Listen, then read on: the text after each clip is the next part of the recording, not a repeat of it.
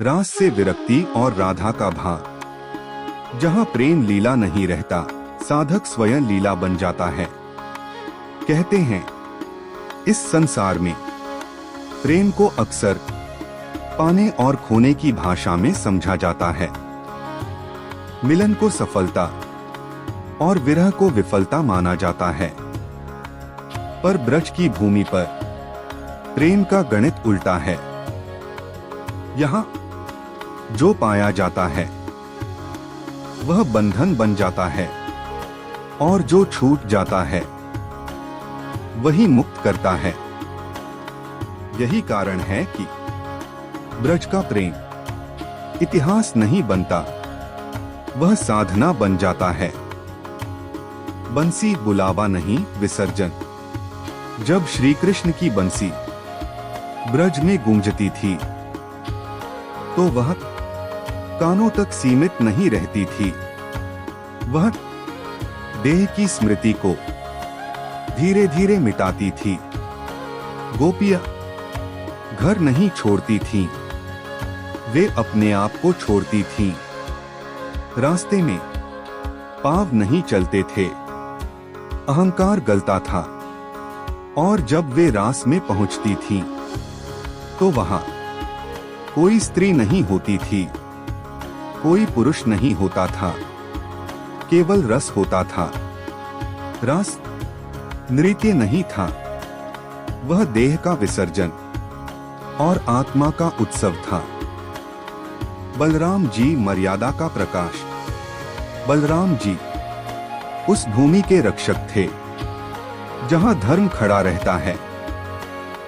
वे हलधर थे जो भूमि को जोतते हैं, जो जीवन को अनुशासन देते हैं। उनकी दृष्टि सीधी थी, उनका मार्ग स्पष्ट था।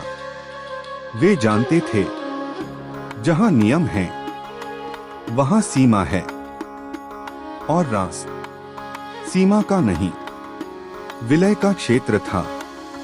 इसलिए बलराम जी रास से दूर नहीं थे। वे स्वयं को उसके योग्य नहीं मानते थे, क्योंकि रास में प्रवेश करने के लिए शक्ति नहीं, रिक्तता चाहिए। रास जहां साधक भी गल जाता है, रास में कोई साधक नहीं रहता। वहां भक्त भी अपने भक्त होने का अहंकार खो देता है। वहां ज्ञान भी अपना ज्ञान होना भूल जाता है। यही कारण है कि बलराम जी रास की परिक्रमा करते थे, पर उसमें उतरते नहीं थे। वे जानते थे जब तक मैं जानता हूं यह भाव जीवित है, तब तक रास दूर है। राधा प्रेम की अंतिम अवस्था। राधा रानी रास में प्रवेश नहीं करती थी, रास उनसे जन्म लेता था। वे प्रेम को जीती नहीं थी, वे प्रेम थी। उनका नाम कृष्ण से पहले लिया जाता है, क्योंकि उनके बिना कृष्ण भी लीला नहीं कर सकते। राधा प्रेम का प्रारंभ नहीं, प्रेम का विलय है। विरह जहां संसार रुक जाता है।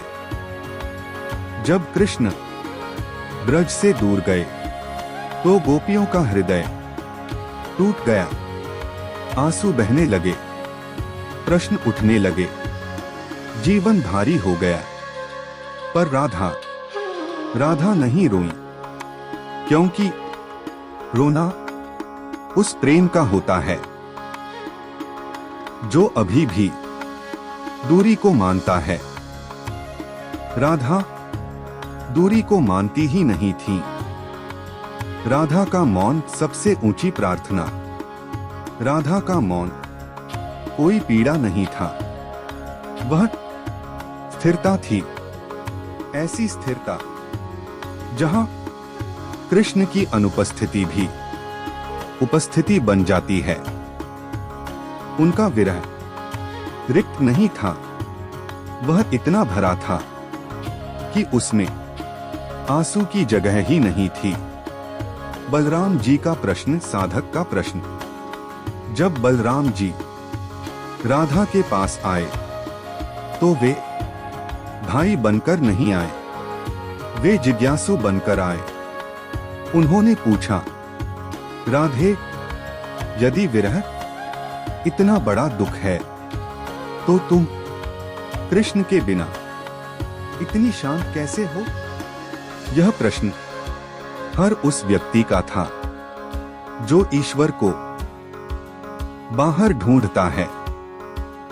राधा का उत्तर उपदेश नहीं, अवस्था। राधा ने कोई शास्त्र नहीं खोला।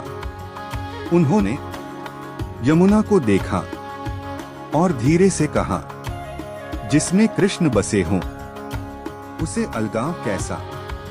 यह वाक्य उत्तर नहीं था, वह एक द्वार था। बोध जहां बलराम भी नमन करते हैं। उस क्षण बलराम जी समझ गए, राधा कृष्ण की प्रेमिका नहीं, कृष्ण की चेतना है। वे कृष्ण को चाहती नहीं, वे कृष्ण को धारण नहीं करती, वे कृष्ण को जीती हैं। राधा जहां भक्ति समाप्त होती है, राधा में भक्ति भी नहीं रहती, क्योंकि भक्ति भी दो का भाव है, भक्त और भगवान। राधा में केवल एक है। इसलिए राधा इतिहास में कम और अनुभव में अधिक मिलती हैं। रास का अंतिम रहस्य, रास यह नहीं सिखाता कि कैसे नाचना है, रास यह सिखाता है कि कैसे गायब होना है।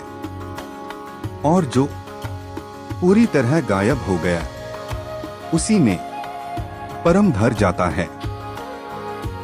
अंतिम भाव, विरक्ति कृष्ण को छोड़ना नहीं है।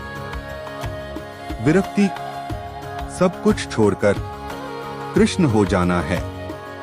और राधा का भाव विरह नहीं, अखंड मिलन है। क्योंकि जहां कृष्ण भीतर हो, वहां दूरी केवल शब्द बन जाती है।